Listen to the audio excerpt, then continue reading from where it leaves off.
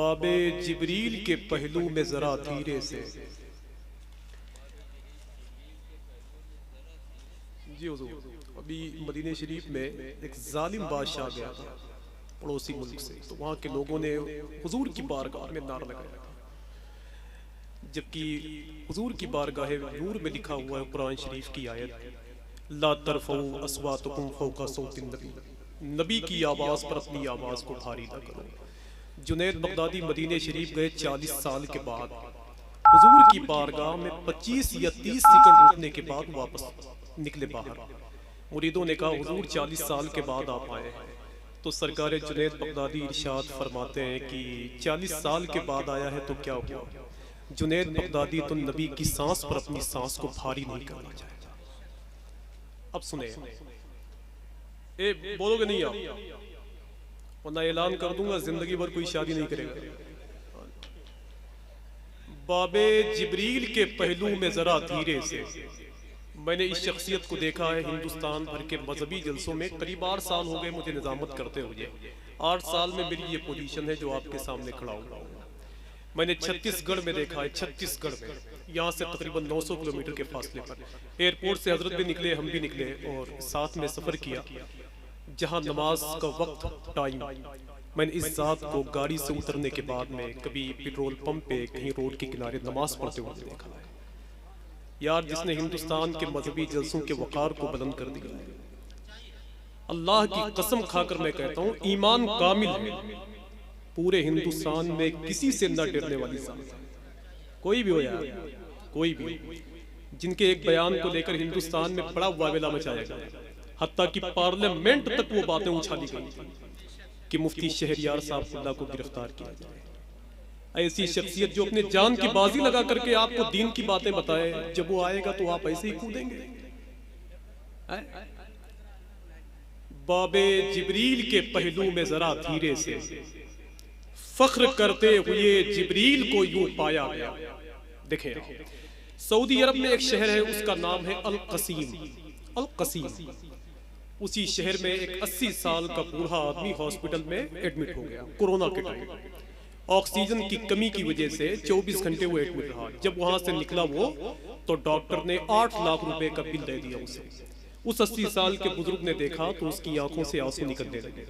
Doctor ने कहा कि बाबा रोइए मत, ये बिल कम कर देंगे, पैसे कम कर देंगे, डिस्काउंट कर देंगे।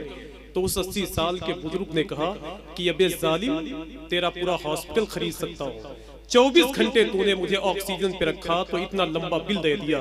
जिसने पूरी जिंदगी मुझे ऑक्सीजन दिया उसने आज तक एक बिल भी नहीं दिया।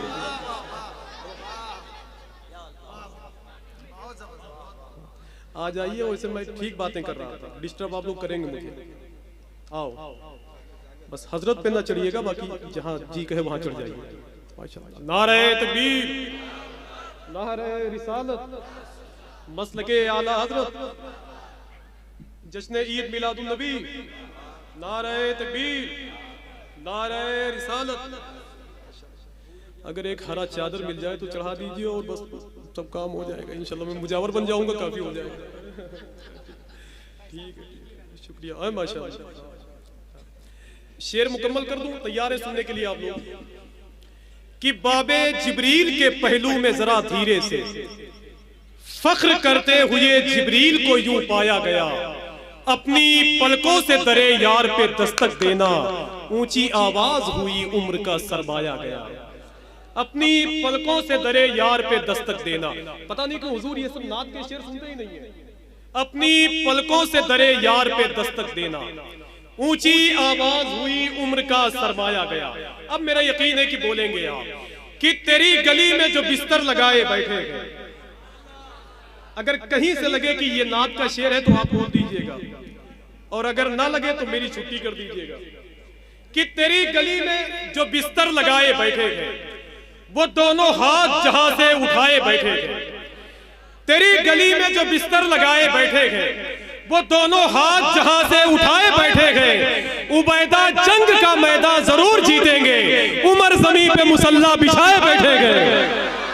उबैदा जंग का मैदान जरूर जीतेंगे, उमर जमीन। ऐसा खत्म हो गया क्या आप लोगों का? हजरत ने थोड़ी मना किया कि पैसा ना लाइए, हजरत चाहते हैं कि आफाक का फायदा होना चाहिए। हाँ समझ रहे हैं आप कि तेरी गली में जो बिस्तर लगाए बैठे गए, अहमदुल फत्ताह वही हैं कि गए? अच्छा जमील वही है माशाअल्लाह। नहीं खैर, जिसका वक्त हो जाता है वो चला ही जाता है। कि तेरी गली में जो बिस्तर लगाए बैठे, मैंने इस शेर को गरीब नवाज सरकार की बारगाह में पढ़ा था, देखें आप अजमेर शरीफ में। मैं एक ऐसा तन्हा नाजिम हूं जिसे अजमेर शरीफ में बुलाया गया, समझ रहे हैं, दरबार शरीफ में। एक आखिरी शेर पढ़ता हूं, देखें आप। मैं बहुत देर तक बोलता हूं, ये हजरत को भी मालूम है, लेकिन आज नहीं बोलूंगा मैं। कि तेरी गली में जो बिस्तर लगाए बैठे गए, वो दोनों हाथ जहां से उठाए बैठे गए, उबैदा जंग का मैदान जरूर जीतेंगे। उमर जमीन पे मुसल्ला बिछाए बैठे गए, और फकीरों शाह कलंदर इमाम भी आकर दरे मुईन पे दामन बिछाए बैठे गए। फकीरों शाह कलंदर इमाम भी आकर दरे मुईन पे दामन बिछाए बैठे गए। दरे मुईन पे दामन बिछाए बैठे गए। दरे मुईन पे दामन बिछाए बैठे गए। दरे मुईन पे दामन बिछाए बैठे। मैं आपको बताऊं कि आप नाज सुनते हैं ये ठीक है, आप नाज सुनते हैं ये ठीक है, लेकिन नाज सुनने के बाद जो आप भाग जाते हैं ना, इससे मुझे बहुत तकलीफ होती है। मैं बताऊं, और टंके की चोट पे कहते हैं, इस्लाम नाज से नहीं फैला। बात की बात है, सुनो बताता हूं। इस्लाम तहरीर से नहीं फैला।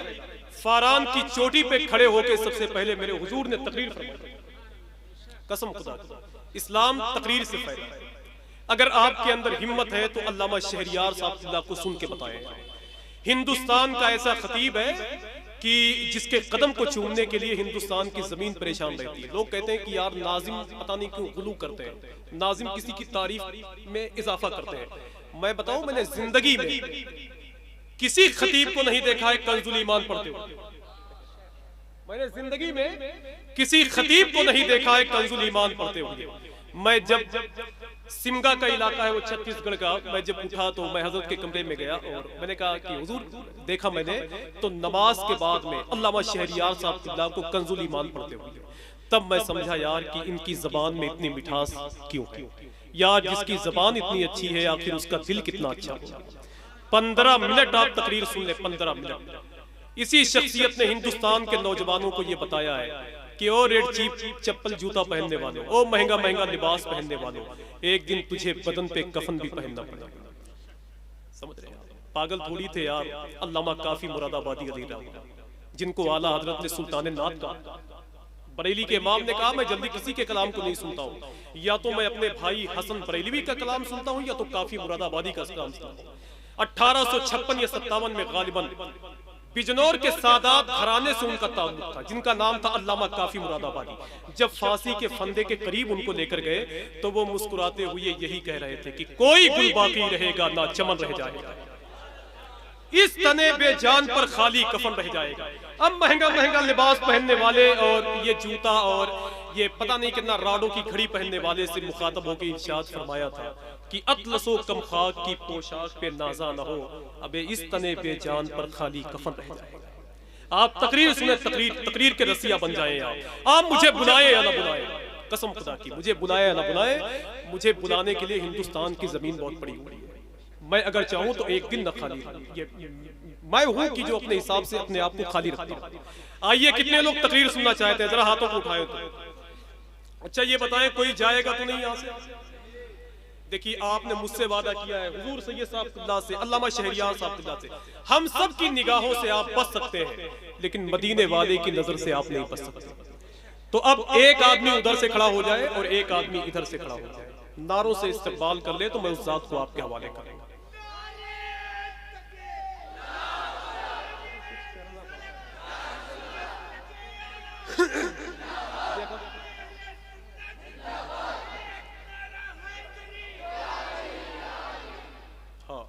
अब आइए मेरे साथ मिल जाइए आप।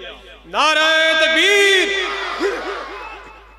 नाराए रिसालत, नाराए रिसालत, सरकार की आमद, सरकार की आमद, दिलदार की आमद, मुख्तार की आमद, शहजादे सरकार मखदूम सिमना अल्लामा मुफ्ती शहरियार साहब किबला। नाराए तकबीर, नाराए रिसालत, जब किताबें शब्बरो शब्बीर लिखी जाएगी, फातिमा के दूध की तासीर लिखी जाएगी, और जिस हुकूमत की कड़ी पर नाज करता था यजीद, अब वही टूटी हुई जंजीर लिखी जाएगी।